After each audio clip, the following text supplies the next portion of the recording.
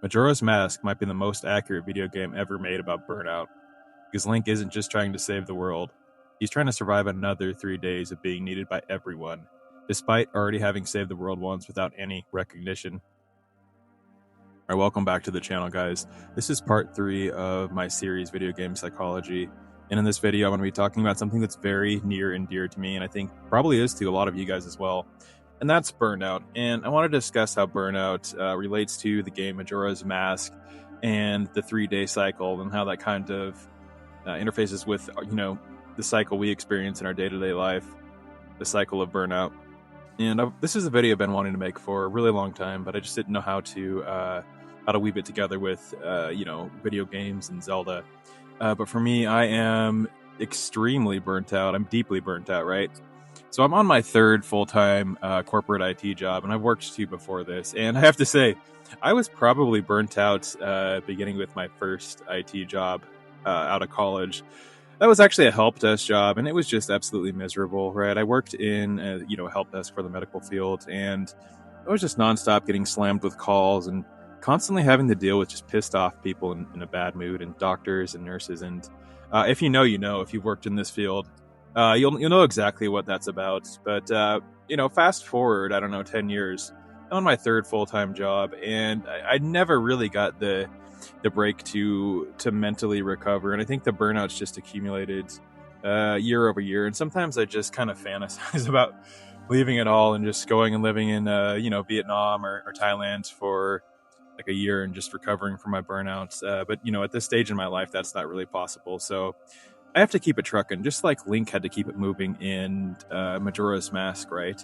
He didn't really have a choice in the matter, right? He left looking for his friend, which is presumed to be Navi, and eventually gets sucked into this alternate dimension where, despite having already saved the world as a hero of time once, he's forced to go on a brand new quest where he's got to do it all over again. And guess what? This time he's got a 3-day deadline to do it in. And boy, how does that work out, right? So you can imagine how Link feels when he hears about the plight of Clocktown and he sees the moon hovering above, ready to crash down in just 3 days. I think at this point, Link is probably just over it, right?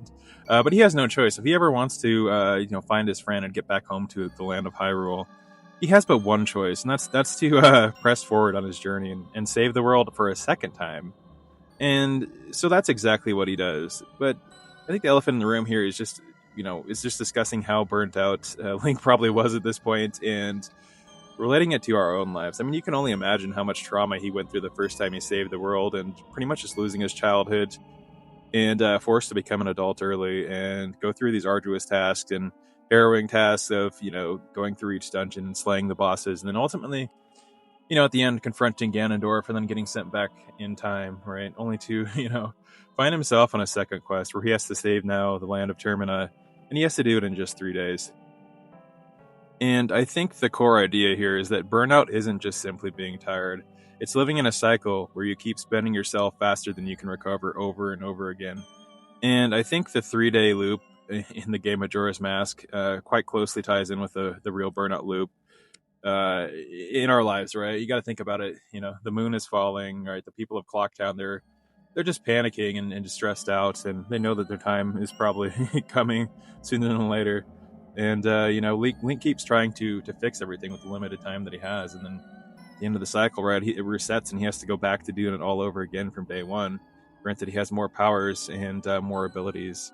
And, I mean, that kind of relates to our own lives, right? We have to keep doing this again. We started a new job, but we have all the past experiences, which do make it easier to some extent. But that burnout clock just keeps accumulating. The stress and the trauma that we go through on the day-to-day just keeps accumulating, and it builds up, right?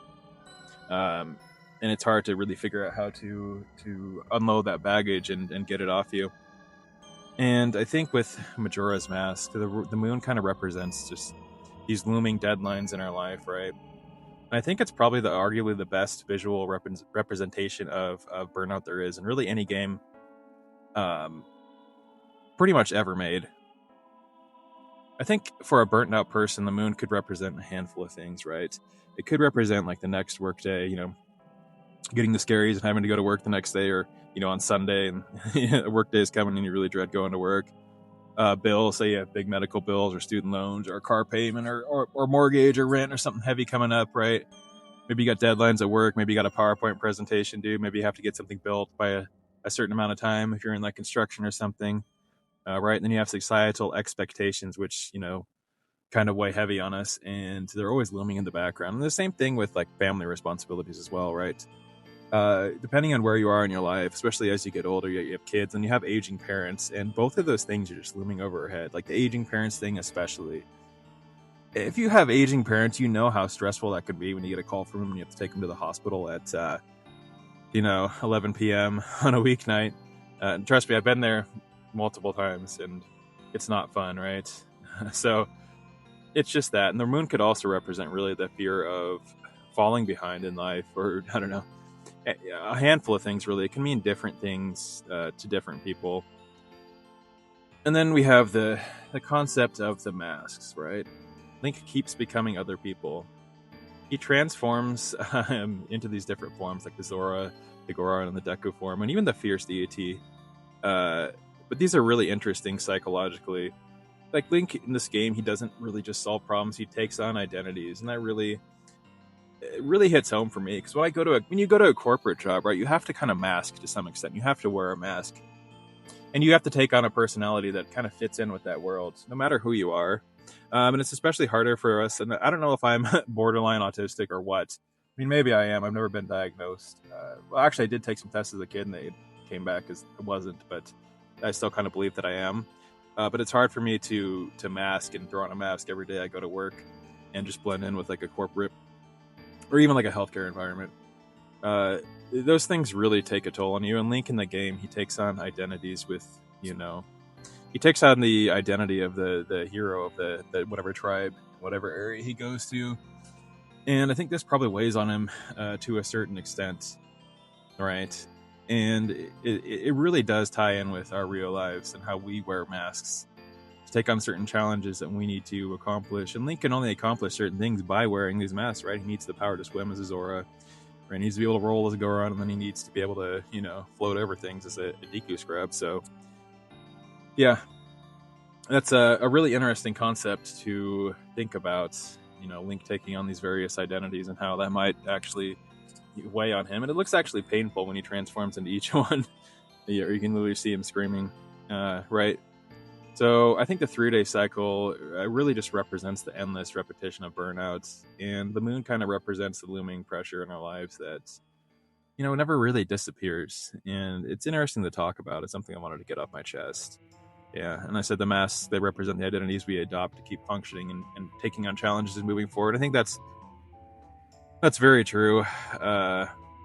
And like, right, you have the Song of Time aspect where he plays the Song of Time and he can go back in time, or he can speed up time. And that's really just an illusion of resetting yourself, and it's not the same thing as recovering. True recovery is represented in the game when he finally completes his task and he defeats Majora, and there's a dawn of the new day at the end of the game, right? And Link he goes back to his life, presumably in Hyrule, if he could ever find his way back. But he finally gets out of the 3-day cycle. To us, I mean, that could be the cycle of burnout. Like, what are you going to do to get out of this cycle? I mean, for some of us, there's really no way out. If you're fortunate enough, maybe you can break out of it. Maybe you can, I don't know, maybe you can go take that trip to a foreign country for a year and just take advantage of geographical arbitrage and, use whatever little money you have saved up and just kind of chill for a year or take a gap year or whatever you got to do. It means different things to different people. So road to recovery is definitely different for everybody. As far as myself goes, I don't really know what I'm going to do. At this point, I have to just keep trucking forward, just like Link does in the game.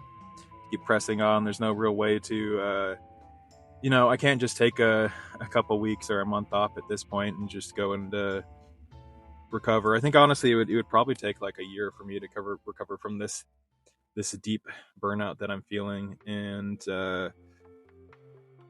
all these deadlines and pressures and stuff, looming over my head, and all these expectations. Right, there's really no way out of it. But just like Link and Majora's Mask, eventually there will be a dawn of a new day, and all these things will eventually be lifted from you, and you'll be able to move on with less weight and I don't want to say less baggage, because of course once Link leaves, he eventually meets his fate and presumably becomes the hero Shade. sometime after Majora's Mask. And it'd be really interesting to see in a game if they made a game after Majora's Mask. You know, where maybe Link grows up naturally into an adult, and maybe he goes on another quest, yet a third quest. And you can imagine how burnt out he'd be at that point in time, right? And a lot of ROM hacks have actually kind of tried to flesh this out, and you know, there's some YouTube series that do it as well. But it'd be interesting to see what happens to Link after Majora's Mask, and does he return to a normal life? Does he recover from his burnout of saving the world 2 times with pretty much no recognition at all? And that's another thing. He doesn't get any recognition. He's not really, nobody even knows all the trauma and struggles that he went through in you know, both the games, Majora's Mask and Ocarina of Time. All right, guys, that's just it. These are my thoughts on Burnout and how it affects our lives, and also how it ties into the game of, you know, Legend of Zelda, Majora's Mask. I'm really curious to see. I hope they make a remake of Majora's Mask after they, you know, finish up the Ocarina of Time remake, and that gets released. I think it's well deserved, because the game touches on so many great things psychologically. Right, it's known for touching on the 7 stages of grief, which is really cool in my opinion. But anyways, guys, if you like this video and you enjoy Zelda content like this, and psychology and philosophy and real world stuff, please do consider subscribing. I've got more stuff coming, right, and more of my traditional content as well. So please drop a like. It helps me get seen by the algorithm. And you know, I'm trying to reach 1,000 subs by the end of the summer. I'm getting so close. It's looking like I'm going to reach my goal, so I'm pretty happy about that. Thank you guys for, you know, all the comments and all the likes, and all the time you really spend watching my videos. I appreciate each and every one of you. You know, I'm going to try to be humble a little bit and give thanks to the community. Thanks to all of you, the new subscribers and the old ones. I appreciate you. All right, guys, until next time, this has been Matt from Top Tier. I'm out. Bye.